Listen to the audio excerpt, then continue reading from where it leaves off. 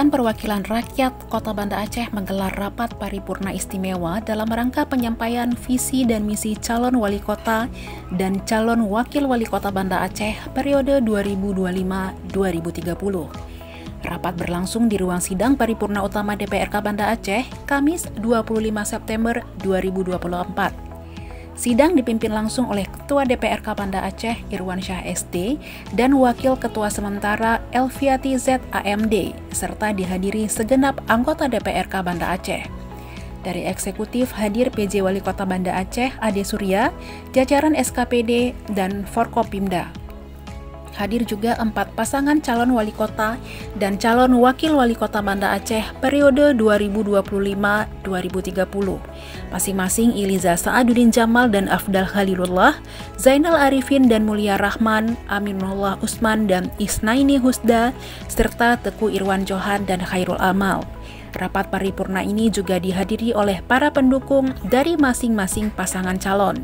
Ketua DPRK Banda Aceh Irwansyah ST mengatakan, dalam Undang-Undang Nomor 11 Tahun 2006 tentang Pemerintahan Aceh atau UUPA, pada pasal 66 ayat 6 huruf C menyatakan pendaftaran dan penetapan pasangan calon gubernur dan wakil gubernur, bupati dan wakil bupati, serta wali kota dan wakil wali kota, salah satunya meliputi pemaparan visi dan misi pasangan calon dalam rapat paripurna istimewa di tingkat DPRD atau DPRK.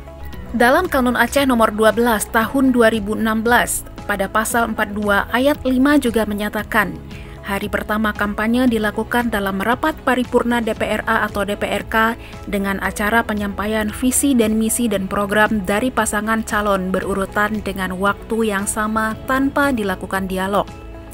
Politisi PKS ini berharap visi dan misi yang disampaikan dalam sidang istimewa paripurna tersebut selaras dengan pembangunan RPJM yang sudah disusun sesuai Kanun Kota Banda Aceh tentang Rencana Pembangunan Jangka Panjang Kota Banda Aceh tahun 2025-2045. Irwansyah juga meminta agar pelaksanaan kampanye yang dihitung sejak pembacaan visi dan misi hingga masa tenang pilkada dapat berjalan dengan lancar, tertib, dan ramah lingkungan.